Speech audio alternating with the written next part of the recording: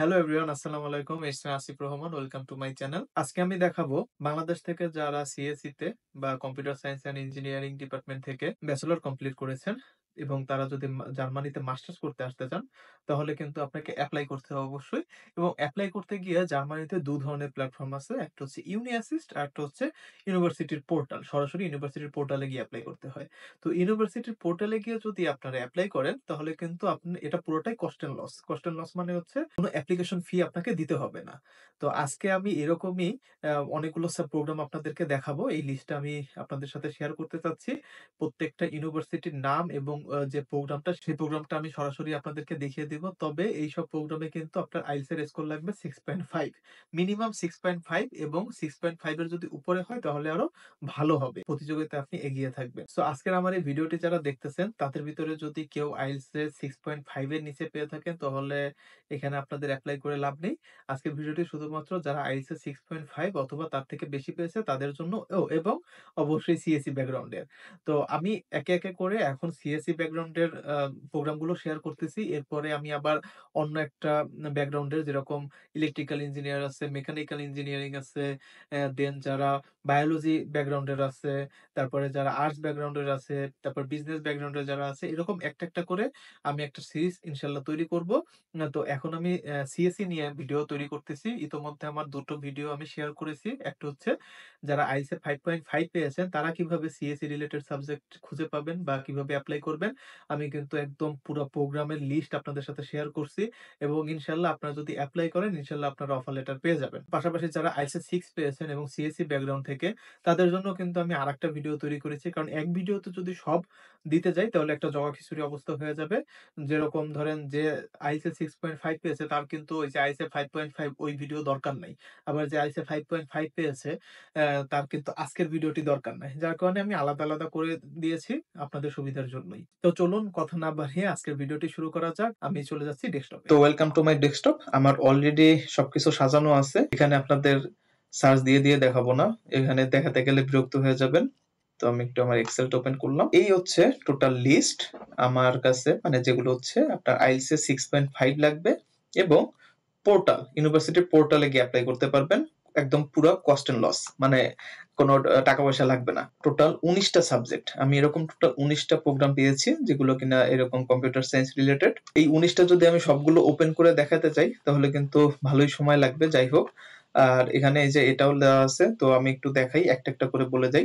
প্রথমটা হচ্ছে language science and technology. Problem হচ্ছে এটা deadline already gone, 15 February, just কিছুদিন আগে ২-৩ দিন আগেই এটা শেষ হয়ে গিয়েছে। তো আমরা যদি এই প্রোগ্রামটা বাদ দেই, বা যারা অলরেডি অ্যাপ্লাই করে ফেলছেন, আর পরবর্তীতে যারা অ্যাপ্লাই করবেন তাদের কাছে তাহলে কয়টা প্রোগ্রাম থাকলো? 18টা। আপনাদের হাতে 18টা প্রোগ্রাম আছে, যেখানে কিনা আপনারা একদম, ও সরি, 18টা না, আরো একটা প্রোগ্রাম আছে, আমি একটু বলি।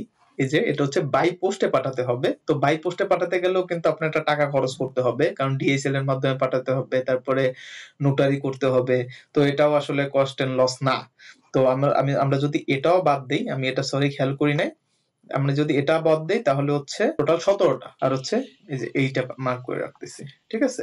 তো এই দুইটা যদি বাদ দেন তাহলে 17টা প্রোগ্রামে আপনারা ইজিলি কিন্তু অ্যাপ্লাই করতে পারবেন। নাম্বার 2 হচ্ছে data science technician university Braunschweig, সিটি নাম হচ্ছে ব্রাউনশবার্গ। এখানে হচ্ছে ফান্ডিং অপরচুনিটি আছে। 15 মার্চ হচ্ছে লাস্ট ডেট, মানে অ্যাপ্লিকেশনের ডেডলাইন।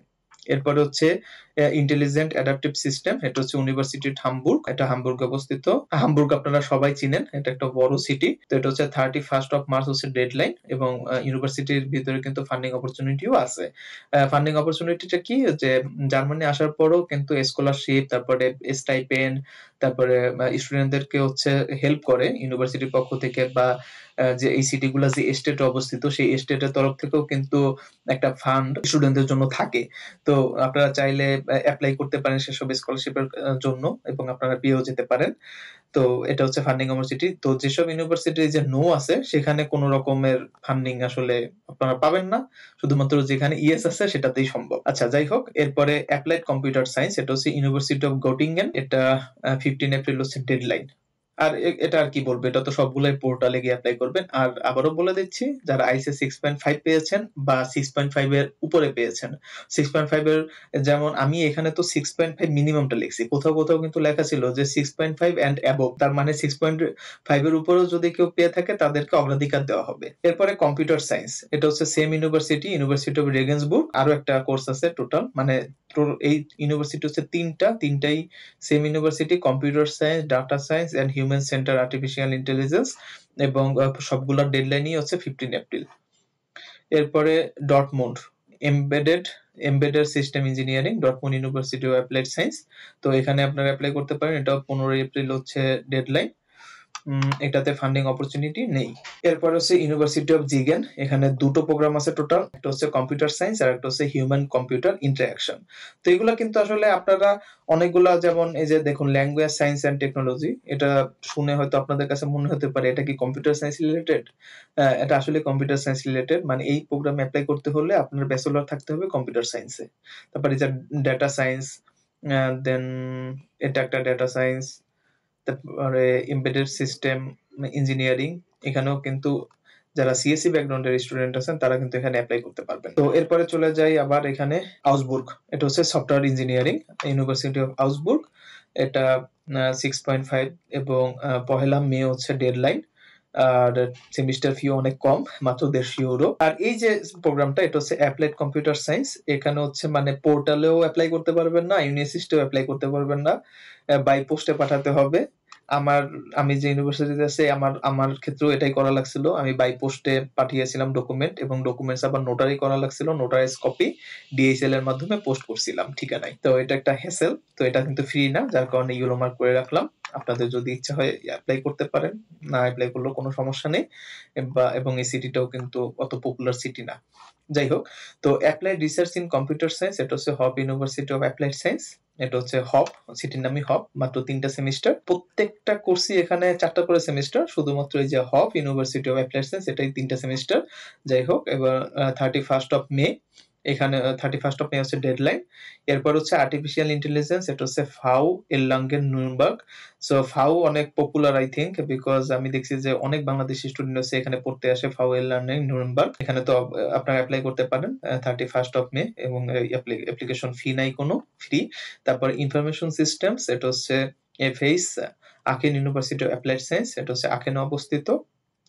এখানে সেমিস্টার ফিটা একটু বেশি, 310 ইউরো, যাই হোক, এবং ফান্ডিং অপরচুনিটি নেই, এবং 31 মে হচ্ছে ডেডলাইন। এরপর ইন্টারন্যাশনাল সফটওয়্যার সিস্টেমস সায়েন্স, এটা হচ্ছে ইউনিভার্সিটি অফ বামবের্গ, সরি, তো বামবের্গ সিটিতে অবস্থিত। 118 হচ্ছে সেমিস্টার ফি, 118 ইউরো করে, ফান্ডিং অপরচুনিটি নেই।